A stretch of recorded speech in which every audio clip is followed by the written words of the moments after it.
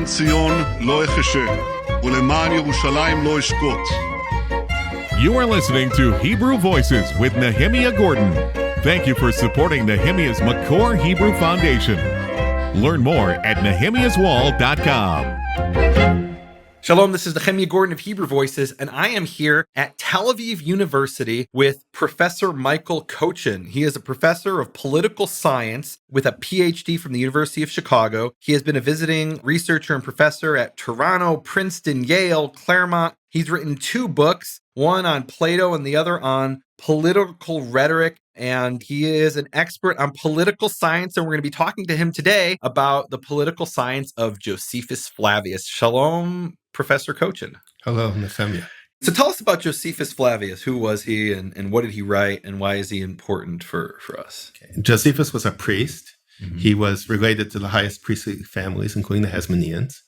At the time of the Great Revolt, he was apparently one of very few people who had any kind of Greek education. And the Great Revolt began in the year 66 AD or CE, as you say, yeah? So since he was one of the very few people who had some education into what the wider world was actually like, he becomes fairly important despite his youth. And in particular, he gets sent to the north as a military commander to try to organize the resistance against the Romans. And he, correct me if I'm wrong, wasn't he the general over, was it Jotapata? Yeah. Yotfat? And he lost. Yeah, he recognized that resistance to the Romans was futile, and supposedly they decided that they were going to kill themselves rather than be enslaved by the Romans. And he claims he manipulated a lot so that he and one other guy was left, and then he ran away and deserted to the Romans. Okay, so and a lot of Jews look at him today as a traitor, and it's really interesting because in your article you mentioned that he actually condemns the traitors who allied with the Romans from the very beginning. Right. Meaning he surrendered and was forced. I guess he could have killed himself. But other than that, he was forced to join the Romans. And you mentioned that there was one Jewish leader who sided with the people of Scythopolis, which was Beit Shan, a Greek city at the time, and that Josephus condemns them, which is ironic because a lot of people today look at him as a traitor. Right. So he was a traitor, but according to him, he was a traitor at exactly the right moment. Anyone who was a traitor before him is despicable, and anyone who continued fighting the Romans after him probably was unrealistic about what you could actually accomplish. Okay. And we have an interesting parallel to Josephus from what I know of Jewish history with Rabbi Yochanan ben Zakkai, right, that he also went over to the Roman side just at the right time. I guess from his perspective and the perspective of his followers, if he would have continued, then he would have... Well, why did he go over to the Romans? Well, because he wanted to preserve the Jewish law and its adherents. Okay. So if he would have continued to fight on, he would have been wiped out. And you mentioned this about the people of Masada, that their martyrdom wasn't viewed the same, meaning the people of Masada killed themselves in mass rather than surrender to the Romans. And Josephus kind of looks down on that as opposed to people who individually were martyred that he actually admires. Right. Josephus wants to claim that it is possible to keep the law under Roman rule. The law meaning the Torah. The Torah. It is possible to keep the Torah under Roman rule. God will protect us at least to that extent.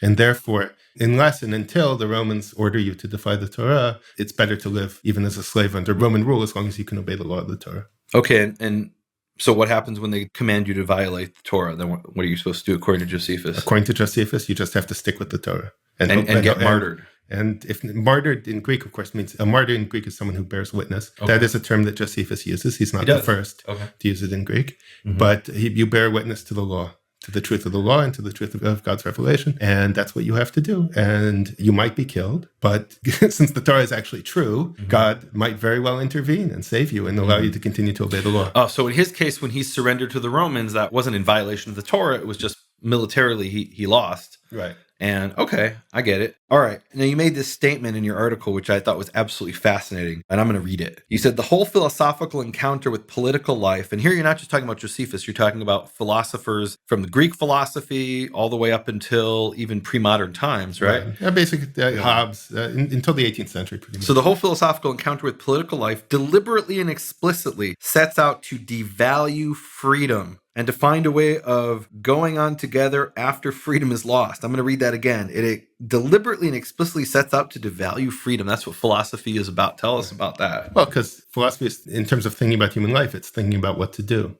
Freedom is valuable, say Plato and Aristotle and a whole bunch of people who follow them, if you actually know what to do. If you don't know what to do, better to follow someone who does know, even if that means being enslaved to them. Okay, and that's actually your main area of expertise is actually in Plato and Aristotle, right? Like you mentioned, you wrote a book on Plato and Greek. And what was your doctorate on? On Plato, on gender and politics and Plato's Republican laws.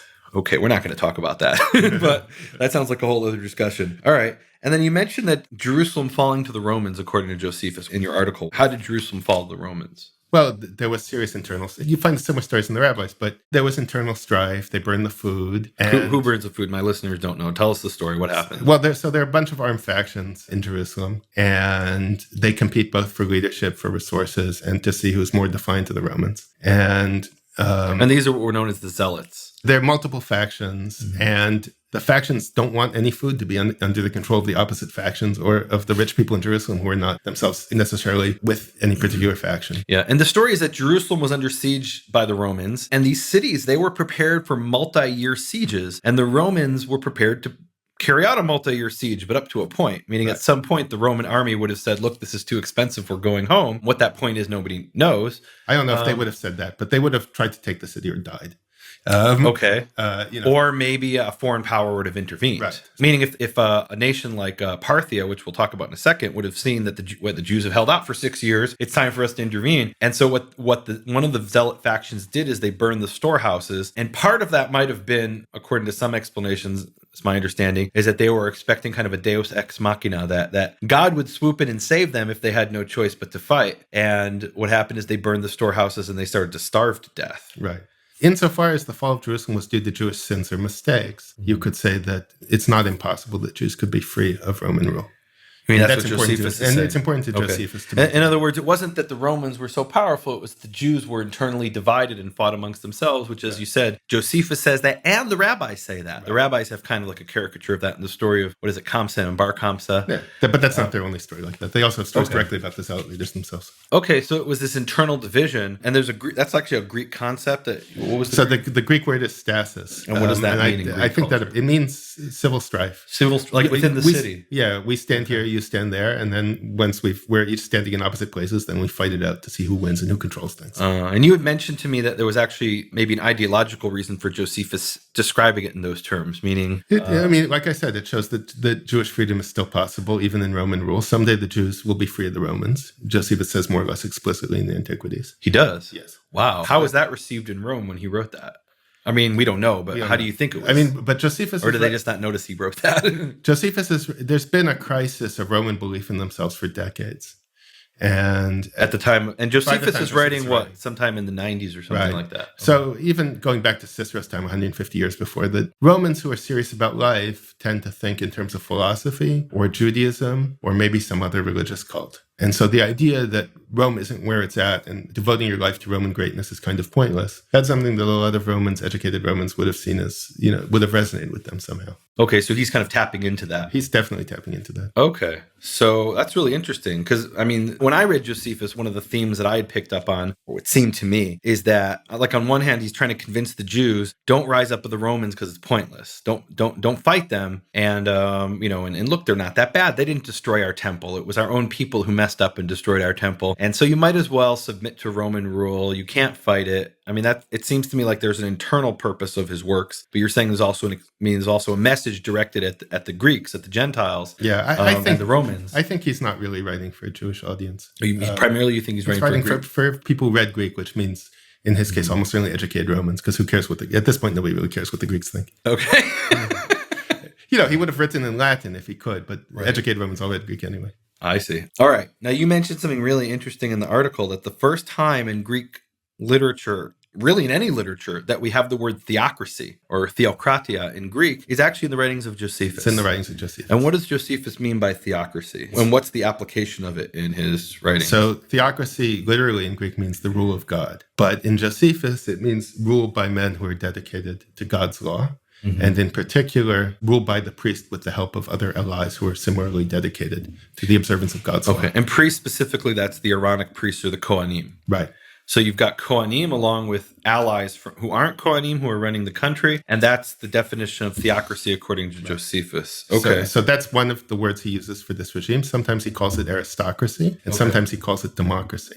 Wow, so he used three different terms for basically the same thing. And so define aristocracy in his terms, because I think of aristocracy as, you have, actually we had an interesting case recently in the news where there was something proposed by the British government and it was voted down by the House of Lords, who are unelected aristocracy. And it became a constitutional crisis or whatever they have in England, because who are these people who aren't elected to overthrow the decision of the elected officials. So what is aristocracy in Josephus? So Aristotle says in the Rhetoric, what people understand by aristocracy is rule of those people educated from birth to in the laws of the community and upholding the ways of the community. So if educated from birth means that your parents, when you were born, had enough money to educate you properly, which means you're pretty comfortable. You're born into comfortable circumstances. But it means that you're educated to rule in conformance with the traditions of the community. And so in this case, aristocracy wasn't necessarily Kohanim, it could have been other people as well. Right. So ideally, Josephus says aristocracy includes not just priests, Kohanim, but also anybody who's like-minded with them in seeing obedience to God's law as the and you gave the example of in Josephus's description of the history of Matityahu or Matthias, who is the father of the Maccabees of the Hasmonean dynasty, and what did he do? So he himself is a priest, but he tells his sons to make sure to recruit from anybody who is going to similarly be faithful to God. Not just the priests. Not just the priests. Not just the Kohanim. Okay. And here's what you wrote. You wrote, the high priest governs the most important things with the help of those priests, Levites, and Israelites who excel in the virtues as the Jews conceive them. And so that's one model. And basically you were saying that that's what was enforced from the time that the Jews returned from Babylon all the way up until Antiochus III, I believe it was. And then things kind of went through a shift with Antiochus IV. And he so tell us about that. That's Josephus's picture. That's his. Okay, Josephus's picture, right? And so now that actually raises a really interesting question that my listeners might not be familiar with: is the difference between history and historiography. So when we professors talk about history, we usually mean what actually happened. But for a lot of periods, our access to history is mediated by historiography. That's to say, we don't have the records by and large. We don't have maybe relevant archaeological evidence. All we have is what people at some point, maybe centuries later, wrote about what happened. And historiography means history as it was written, or historical writings. And so Josephus wrote the Antiquities. He wrote a history of the Jews from the beginning of the Bible, basically, until near his own time. And then he supplemented this with histories, or actually first he wrote a history of the Jewish war, perhaps other things that we don't have. But so he told basically the Jewish history from the earliest times, from the creation of the world down to his own time. But and that's historiography. That's historiography. So he wrote that for particular purposes, for a particular audience. And if we want to go from that, I'm more interested in understanding what Josephus wanted than what actually happened. If you are interested in what actually happened, then you have to try to weigh that against other sources. Okay, and there was a really interesting example, which I thought was fascinating and inspired me to contact you and do this interview, which was that when he tells the history of Israel in the desert, he skips the story of the golden calf. And that's a clear example of, what happened versus here's how I'm gonna decide how to tell the story, and I have maybe a very specific agenda of what I decide to tell and what I decide not to tell. Yes. So that's historiography. Right. So he wants to present the Jews as people who use their freedom to obey the law. So when the Jews law is Torah. The Torah. Yeah. So when the Jews are free, in particular, when they're free of foreign rule or they're free of their own despots, they obey the Torah, and therefore they don't commit idolatry. Therefore, there can't be any idolatry. It's better to leave out any stories of idolatry that happened when the Jews were not under foreign tyranny or their own, because that doesn't fit his expectation of what's supposed to happen. Right. So he wants. So this is partly he's presenting it, I think, to a Roman audience that at least even though they've been living under emperors for a long time, in principle is committed to republican rule. That's to say, to a certain conception of political freedom, and at the same time, the people he's talking to are people who are interested in Jewish tradition, and it would be better to present the Jews as completely faithful to their. I'm going to ask you to rephrase that and explain that in maybe more depth in plain English. When you say they're ruled by emperors, but they're committed to republican rule, what is that in plain English? The Jews have been living under foreign rule for a long time, and under Persian rule, Greek rule, they have a brief interlude of their own independence, and then they live under Roman rule in one form or another. And for Josephus, the Persian rule was pretty good because there weren't any local Jewish despots, and therefore the Jews were free to worship God and to obey the Torah. Despot is actually even in Greek is a tyrant. A tyrant, right? Yeah. And what's the definition of a tyrant, or one of the signs of a tyrant? Well, one of the clear signs of a tyrant is going around with a bodyguard.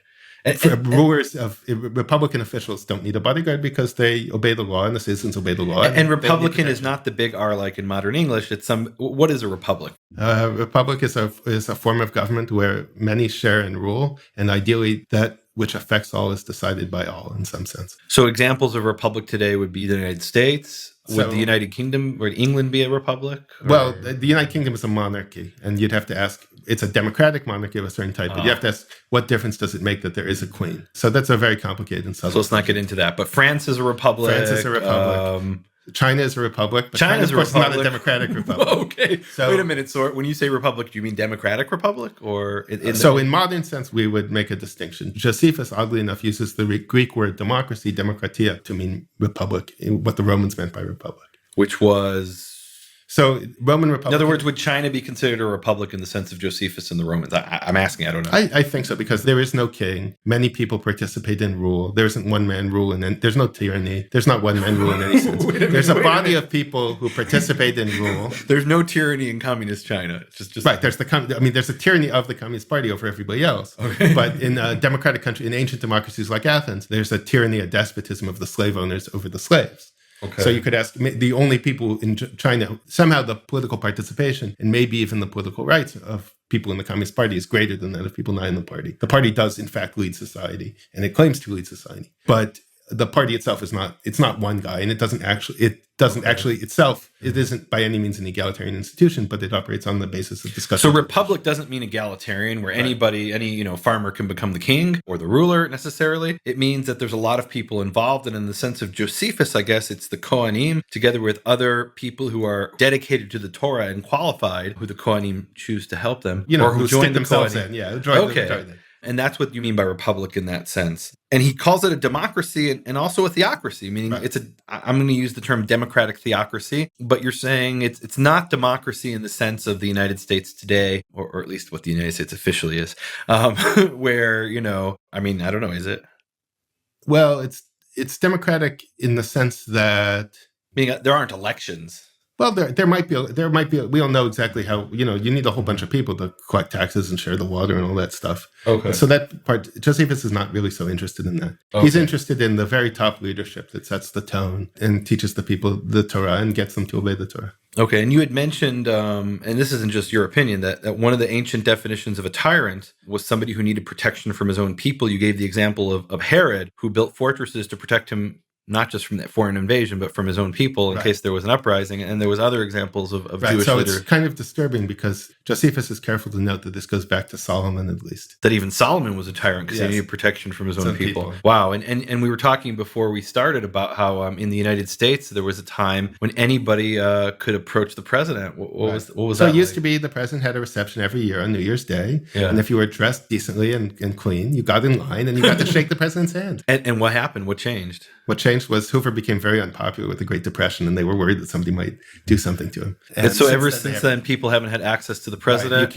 You can't just line up and go see the president. So by the ancient definition, that would make every president since Hoover a tyrant. It raises serious questions. Yeah, it raises serious questions. Okay. Meaning a legitimate, maybe legitimate isn't the right word, a Republican ruler shouldn't need protection from his own people if he's not a tyrant. On the other hand, the U.S. is a big country with a lot of crazy people. It's a problem. It's not so easy. I see what you're saying. It's not so easy. Okay, yeah, we live in a different world, Okay. And I wonder if the access to, certain types of weapons hasn't changed things, meaning when the way to kill the president, not that I'm, in favor of that, but back then the way to kill the president, if you want it, well, no, even Lincoln was shot. So Lincoln was shot. Meaning I was thinking if it's a sword, well, then the president just pulls out his sword, right? But no, they shot Lincoln. So, and we have this story of Ehud, who assassinated the king of Moab because he was allowed in with the sword, and he was left-handed and they didn't notice. So yeah, you bow down before a king. This makes you helpless. You don't bow down before a Republican leader. Uh-huh. So you approach him upright, and he's upright too, and you meet on the level, and he has to trust that you're a good person and obey the law, or at least you're going to defer to the law and not mess with legal. And now you don't mean law in the sense of Torah; you mean law with the law of the land. Okay, right. So that's interesting. A tyrant needs protection from his own people, and the Jews actually they said something that you quoted here from Josephus, I guess, who when they sent a delegation to Pompey, who was the Roman general when he conquered Syria, they sent a delegation in 64 BCE, and here's the quote: "We do not like to be ruled by a king." And whether they said that or not, what was Josephus's reason for quoting that? What was he trying to show? He wants to show they share the Roman hatred for kings and the Roman value of freedom, and that the Romans, if they want the Jews to behave, they can do it the same way the Persians did, by putting them under a local leadership committed Jewish law to the Torah. Mm-hmm. And such a leadership would have to not be kingly, obsessed with its own privileges and prerogatives and power. So in other words, he's trying to send the message to the Romans: if you give the Jews some degree of autonomy and let them rule their own they'll pay your taxes, but other than that, let them decide, internal matters. Then they won't be so rebellious. Is that what you're saying? That's part of it. And of course, the Romans the Romans kind of did that with Yavne, didn't they? They did it it's how you govern people around here. But wait, say that again. It's hard to govern people. It's how you govern people. Oh, it's how you govern people around here. Yeah. Okay. But I mean, another way to look at it is the Romans had an experiment with these kingly Jewish allies like Herod and Josephus. Despite the fact that some of these people, like Agrippa II, he seems to actually have liked. Tell people who Agrippa II is. He's Herod's grandson. He was some person who claimed, as we say, yichus, who claimed to have a lineage, even actually going back to the Hasmoneans through one line. Of Herod's lines. So he was a relative of Herod's, I think, grandson, but he lived most of his life in Rome. And Josephus presents him generally in a positive light. But he, in particular, in Josephus, he intervened to help save the Jews from Caligula. Caligula wanted to put up, tell the story about Caligula wanted to put up a statue of himself in the temple and have the Jews worship him. He wanted everybody to worship him, but also the Jews. And the Jews would rather, and Josephus, as Josephus tells it, and Philo tells it too, so the story's presumably actually happened. The Jews would have preferred to die rather than worship Caligula. And Caligula was perfectly prepared to kill them all. To kill them all. Okay. Caligula, if I remember correctly, was completely crazy. And wasn't he eventually deposed by the Roman senator? He was deposed around this time, partly with the help of Agrippa. And and Claudius was put in, and Claudius did not try any of these things. Okay. According to Josephus and Philo. So according to Josephus and Philo, God intervened to save the Jews. So if you want to rule the Jews, let them have this degree of autonomy. Right. And, and just keep kings out of it. Because the kings didn't work. And look, the Romans, if I remember correctly, they imposed Herod upon the people. Meaning Herod, if I remember correctly, he first started out as some kind of, ruler, which wasn't a king. And he was overthrown. He actually had to flee for his life in the year 40 BCE. And I think some of that had to do with Parthian intervention. And then he went to Rome and said, look, if you want me to rule them, the Jews only respect kings, make me a king. And he returned with the Roman army and then conquered Judea in 37 BCE. And then he was a tyrant. He really was a horrible human being. Tell us about the Parthians. Who were they, and why were they important? The Parthians are a Persian people, and they're the largest power that bounds the Roman Empire in the East. They're a constant threat to the Roman power in the East at this time. And that's important because a lot of people, when I learned Western civilization about Roman history, I learned about the main enemy of the Romans was the Germanic tribes, the Ostrogoths and the Visigoths and the Vandals. And that's really a very small part of the story. The bigger enemy of the Romans for a much longer period of time and a bigger threat was the Parthians, who were the Persian Empire of the time. And there was a constant threat of them intervening, especially on behalf of the Jews, because there were so many Jews living in Babylon under Parthian rule. And it would be, and for example, even Hillel Hazaken, who came around 30 BCE, he came from Babylon. He's actually known as Hillel HaBavli, Hill the Babylonian, which meant he came from Parthian rule to see the Jews being treated the way they were being treated by the Romans. Under Parthian rule, they actually did have a degree of autonomy, it seems. And and there was a constant concern that the Parthians would intervene. And they actually did at one point invade Israel. What was it, in 614 or something like that? Well, but earlier. Or even before that. No, in Josephus retells it. It tells about an earlier Parthian invasion, but they were the contestants with the Romans all the way down to 614 when they conquered Palestine again. Or various Persian groups of various kinds. And the Jews, if the Jews are alienated from the Romans, then those are the people they would naturally side with. So in other words, like if you didn't know about the Parthians, you'd think, the Jews are going to throw off Roman rule and be completely independent and autonomous and not trust any human empire, so to speak, to they'll trust entirely in God, but that may be true, may not be true, meaning they may have thought and hoped that the Parthians would intervene during the Great Revolt. Right, so we don't really know. We don't know. Josephus, who's our main source on these things, was not that high in the circles of the revolt. And we don't. If there was any real strategic thinking, we don't actually know what it was. It's possible there wasn't any, that they put their trust in God and didn't calculate militarily very carefully, and they didn't really have promises from Parthia, or hopes, or reasonable hopes. Okay, but there had been previous occasions, like I mentioned in the year 40 BCE, when Herod rose to power, that the Parthians did intervene on some level. Yeah. So it wasn't so far-fetched that the Parthians would get involved. It wasn't completely far-fetched, but in the event, it didn't actually happen. Yeah, that's too bad. Okay. So let's go back to the issue of Josephus's historiography and omitting the golden calf. He also omits the idol of Micah, which is in the book of Judges. And he even omits the reference to the teraphim in the story of David, which is a very controversial event where David is hiding from Saul and he tells his wife, who is Saul's daughter, he says, I'm going to slip out the window, I'm paraphrasing, put my teraphim in the bed, which was some kind of human-shaped idol. And so Josephus omits these references to idols, but then when it comes to Solomon and first of all, Jeroboam, he doesn't admit, he describes the golden calf, but even more interestingly, when it comes to Solomon's throne, he describes that there's this calf on Solomon's throne, a bull. So he wants to claim that there's an association between kingship and transgression of the most important law of the Torah, the law against idolatry. Whereas when there aren't kings and when there's this so-called aristocracy or theocracy in Josephus's terminology, then there isn't idolatry. There isn't idolatry. Even though it's not true. He just selectively admits it. Those stories don't help him in getting the message he wants to get across that he wants to get across. And a very interesting side note, I'd read in your article about the calf on the throne of Solomon, and I went and looked it up. It doesn't say that in the Hebrew. It does say it in the Greek. And the interesting thing is in the Hebrew description of Solomon's throne, it describes it as rosh agol, a round head. There was some kind of, pillow or some kind of thing by the head that was round. But if you take that same word and you change the vowels, it's rosh egel, the head of a calf. And apparently someone read that Hebrew, possibly Josephus or the Septuagint or both, and they read that as egel, as calf. And maybe there was an agenda there to try to describe this calf in, I don't know. It's interesting because he leaves out the calf in the desert, but then he puts the calf in with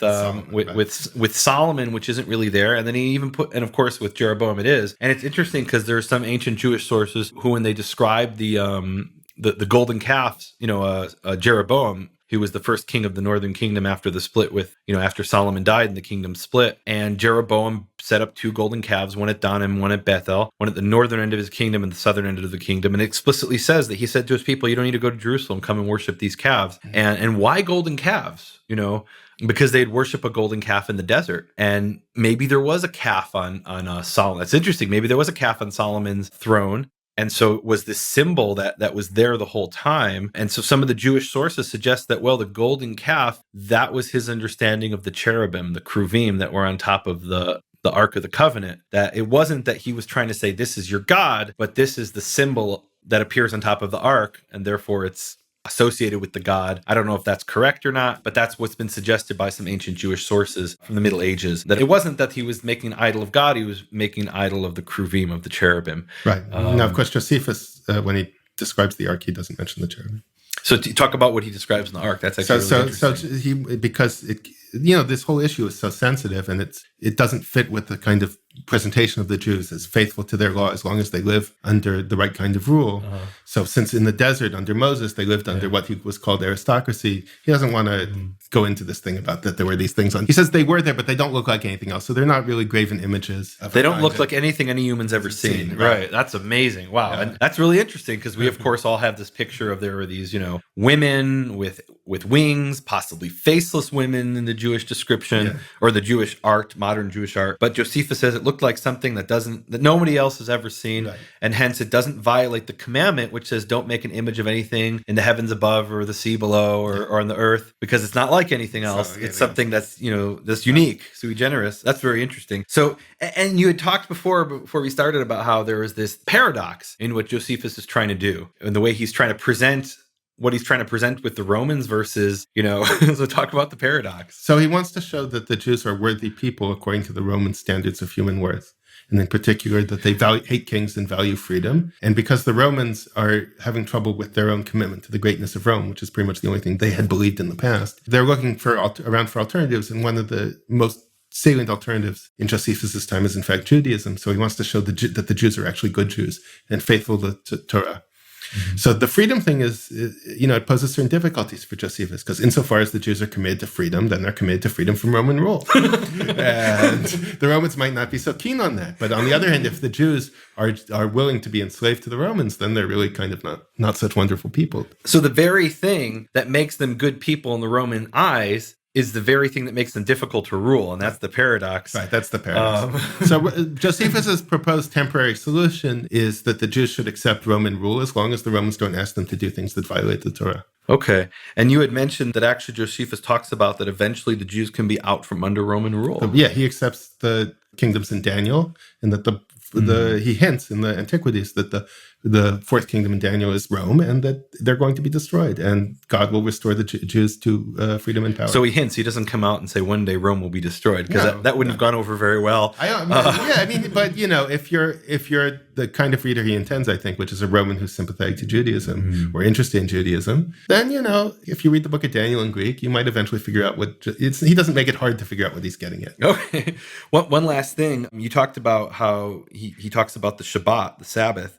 And that in his day, there was this concept that the very dedication to the Shabbat made the Jews invalid as masters of an empire, because their understanding at that time, according to Josephus, which it's kind of shocking. I mean, you also read about this in Maccabees, but even in Josephus's time, the idea was you're allowed to defend yourself on Shabbat, but you're not allowed to proactively carry out military operations. Right. So you actually do see a similar idea in the rabbis, but so therefore the Jews, you could imagine a sort of modus vivendi between Jews and an independent... Plain English, what's a modus vivendi for my listeners? That even if the Jews were to become independent, they wouldn't necessarily be a threat to Roman rule everywhere, because they're not capable of indefinite expansion. Okay. Because they're not capable of carrying out aggressive war fully, because they can't do it on the Sabbath. Okay. But, you mess with them and they're pretty tough. The Jews. Even on the Sabbath, they'll defend themselves. Right. Well, that's really interesting because, and many of my listeners are coming from a New Testament Christian perspective. And one of the issues that comes up in the New Testament is Jesus healing on the Shabbat. And that's really a problem in Jewish history, because every Jewish historian, modern historians, they look at this and they say, well, we know in Jewish law you're allowed to heal on Shabbat. And they bring the example in the Talmud, and if you look what it actually says in the Talmud, it talks about, if I remember correctly, it's a woman who's pregnant and the baby's crowning and she's going to die. Are you familiar with this? Well, the Jewish, and that's where they get the idea of pikuach nefesh, right? That you're allowed to do anything to save a life, even cut up the baby in order to save the life of the mother. And then they apply that to all kinds of other situations, that whatever you need to do medically to save life, you do it. And as I was reading your article, it made me think, so wait a minute, if someone was in imminent mortal danger and Jesus came or Yeshua came and healed them on the Shabbat, everyone would agree that that was okay. But I think, according to rabbinical law, but if somebody has been blind for 40 years and he's blind yesterday, he's going to be blind on Sunday morning too, then maybe that was the issue, that he was doing something proactively that really didn't need to be done on Shabbat. And maybe that's why he was criticized. I don't know. I'm thinking. The other thing you have to keep in mind from the point of view of history is that all of these testimonies to Jewish law, whether the New Testament or Josephus, represent... They're not the same as the rabbinic texts that we have, and they sometimes represent views that are either not mentioned in rabbinic texts or rejected in the end by rabbinic laws that developed. When you say rejected, meaning there was a lot of different opinions in rabbinical history, and it happened to be that one opinion won out, and that might not be the opinion that's... in other words, there might have been somebody back in the first century, even in rabbinical, Pharisaical circles, who said, no, you're not allowed to heal on Shabbat, and later that was overturned, but we have a vestige of that in the New Testament. Josephus claims to be a Pharisee, and the Jewish legal material that he presents is consistent with the views that the actual Pharisees seem to have held. But it's not surprising that in some ways, not everything he reports is what in the end came to be the mainstream view of the Pharisees of Jewish life. Okay, very interesting. Well, this has been a fascinating discussion. Thank you, Professor Michael Kochin. And guys, go on the website, nehemiaswall.com. There'll be a link to his books and his articles. And share your thoughts. Go and post and share your thoughts and tell us what you think. Thank you. Shalom. Thank you, Nehemia. You have been listening to Hebrew Voices with Nehemia Gordon. Thank you for supporting Nehemia's Makor Hebrew Foundation. Learn more at nehemiaswall.com.